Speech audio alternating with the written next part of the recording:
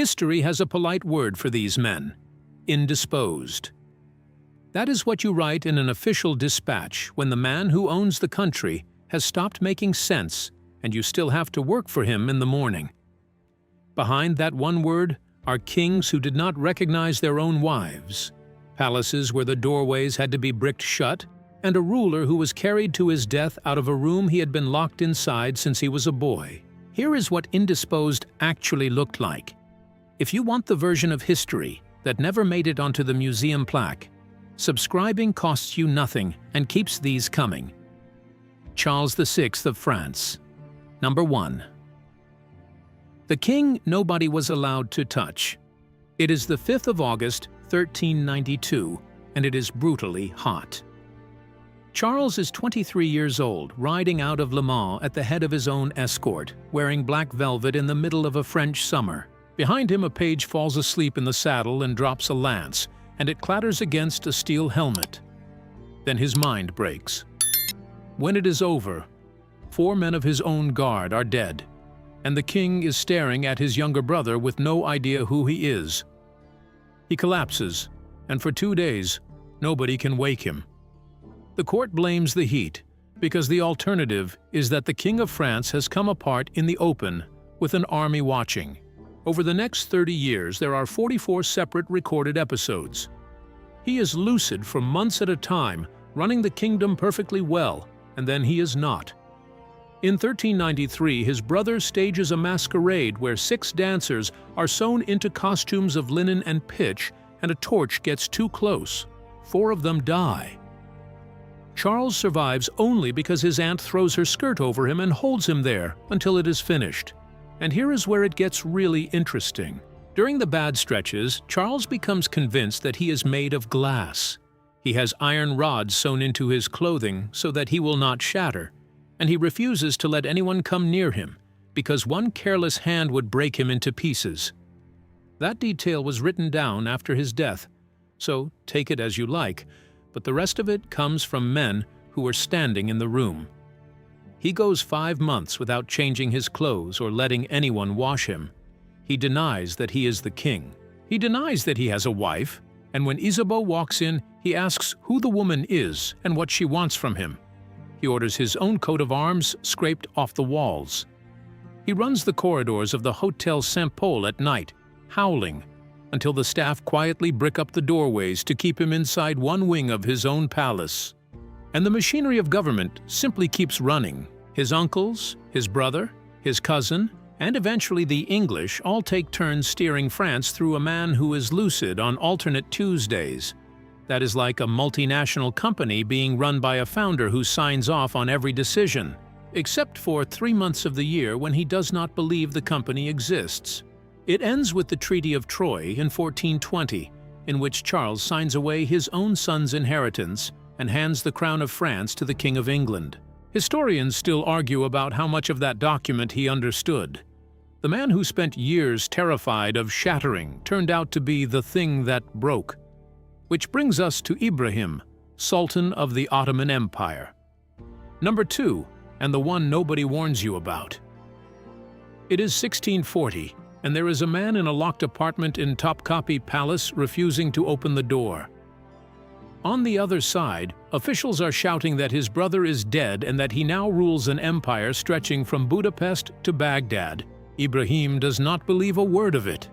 He has heard voices through that door for most of his adult life, and every previous time they came for a prince, the prince did not come back. He only opens it when they bring him the body. Ibrahim had spent almost his entire life in the cafes, the cage, a windowless suite inside the palace where spare princes were stored so they could not raise armies. His brother Murad IV had 4 of his own brothers put to death. Ibrahim was the last one left, and he knew precisely why he was still breathing. He walked out of that room at 25 with no education in government, no experience of daylight, and a set of nerves that never came back. That is like taking a man out of solitary confinement and handing him the largest army in Europe. And then it gets stupid. Ibrahim developed an obsession with fur, sable specifically. He had the walls and the floors of his private chambers lined with it. And then he decided that everyone else should be lining theirs too, so he taxed his officials to pay for more of it. Provincial governors who had spent their careers fighting on the frontier were now receiving orders about pelts. He reportedly fed gold coins to the fish in the palace ponds. He went through 18 grand viziers in 8 years, several of whom did not survive the demotion, which meant that the empire's actual administration changed hands roughly every 5 months for the better part of a decade. In 1645, he launched a war over Crete against Venice that his empire could not finish. It ran for 24 years and outlived him by 21 of them. Within 3 years, the Venetians had blockaded the Dardanelles, which is a diplomatic way of saying that food stopped arriving in his own capital, and a hungry capital in the 17th century is not a problem you negotiate with. Later chroniclers, most of whom despised him, also claim that he had several hundred women of his harem drowned in the Bosphorus on a rumor. Accounts vary on that one, and the men who wrote it down had every reason to make him look worse. In August 1648, the Janissaries and the religious authorities took the decision out of everyone's hands. They deposed him with the written consent of his own mother, and 10 days later he was strangled inside the palace at 32 years old. He spent his whole life terrified of what would happen when that door finally opened, and in the end, the door proved him right. Number 3. Eric XIV of Sweden, the king who walked out of a forest wearing a peasant's coat. It is the 24th of May, 1567, and the King of Sweden is on his knees in a prison cell in Uppsala, apologizing. In front of him is Niels Sture, a young nobleman Eric has had arrested on a conspiracy charge he essentially invented. Eric weeps, asks forgiveness, and promises the man his freedom. Then he changes his mind. He leaves the cell, gives an order to the guards on his way out, and by the end of the day 5 members of the Swedish nobility are dead, including the 70-year-old scholar who had been his childhood tutor. And then Eric simply walks out of the castle and disappears into the woods. He is missing for days.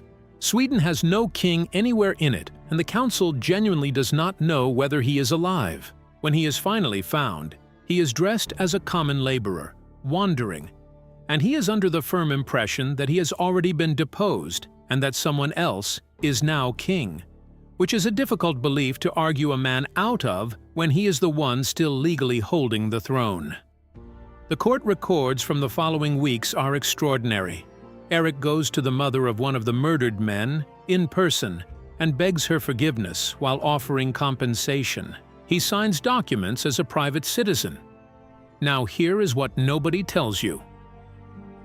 In his lucid periods, Eric had been conducting one of the most ambitious marriage campaigns in European history. He proposed to Elizabeth I of England, to Mary Queen of Scots, to Renata of Lorraine, to Christine of Hesse, and to a Polish princess, several of them at the same time, sending portraits and ships and envoys across the continent. That is the 16th century version of a man messaging every royal house in Europe simultaneously and being genuinely shocked when they compare notes. What he did instead, once the madness had taken hold, was marry Karin Mansdotter, a soldier's daughter who had been selling nuts in a Stockholm market, and crown her queen in July 1568. His 2 brothers deposed him within months. Eric spent the next 9 years being moved between 4 different castles, always inland, always away from the coast and from anyone who might still have been loyal to him. He kept writing. He composed music. He wrote out long defenses of his own conduct, and he petitioned repeatedly for the return of his wife and children, who had been taken from him within a year. He died at Orbihus in February 1577. In 1958, his remains were exhumed and tested, and they were full of arsenic. There is also a surviving instruction, signed by his brother, telling his keepers exactly what to do if anyone ever tried to rescue him. For a man everyone agreed was paranoid, he had read the situation almost perfectly. Number 4 is George III of Britain, and this one is just sad. It is the autumn of 1788 at Windsor. George is 50 years old and has been on the throne for 28 years. And at dinner in front of his own family, he begins to talk. He talks through the meal. He talks through the night. He does not stop talking. The voice goes hoarse, then breaks, and the words keep coming. And the family sits there listening to the King of Great Britain lose the thread of his own sentences for hours on end. What follows is treatment, which in 1788 means a physician named Francis Willis, a straitjacket, and a restraint chair that George himself bitterly nicknamed his coronation chair. He was strapped into it, gagged when he shouted, blistered on the skin, and held there until he became what the doctors called quiet. This was considered the enlightened, progressive option at the time. Meanwhile, in London, the political class was doing arithmetic. His son was 32, deeply in debt, and openly allied with the opposition, and if a regency passed, the government would fall with it. So for 4 months, the survival of an entire ministry depended on daily medical bulletins about whether one man had slept and what he had said when he woke. He recovered in early 1789, well enough for a national Thanksgiving service at St. Paul's, and ruled for another decade. And here is the thing. It came back. Twice, briefly, in 1801 and 1804. Then, in 1810, after the death of his favorite daughter Amelia, it came back, and it stayed. Parliament passed a Regency Act in 1811 handing power to the son he had never much liked, and George spent the last 9 years of his life in a set of rooms at Windsor Castle. Cataracts took his sight. His hearing went. His hair and beard grew out white and uncut down his chest. He played the harpsichord to himself, gave speeches to parliaments that were not sitting, and held long conversations with courtiers who had been dead for 30 years. His wife Charlotte died in 1818, and there is no evidence that he ever understood it. That is like leaving a man's name on the letterhead for a decade after everyone has quietly stopped forwarding him anything. Doctors have argued for 2 centuries about whether it was porphyria or a form of severe bipolar illness, and the honest answer is that nobody can be certain from this distance. He died on the 29th of January 1820 at 81, having reigned for 59 years and having spent the last of them addressing a court that no longer existed. So, there you have it. 4 men who lost their minds without ever once losing the crown. Charles VI believed he was made of glass and signed France over to the enemy. Ibrahim came out of a locked room to run an empire and went back into one to die. Eric XIV walked out of a Swedish forest not knowing he was still king. George III spent 9 years making speeches to an empty room. And the genuinely strange part in all 4 cases is not the madness. It is how long everybody else kept the machine running around it. The councils still met. The taxes still came in. Wars were declared. Treaties were signed. And men died in the name of a ruler who could not always have told you what year it was. A crown, as it turns out, does not particularly need anyone inside it.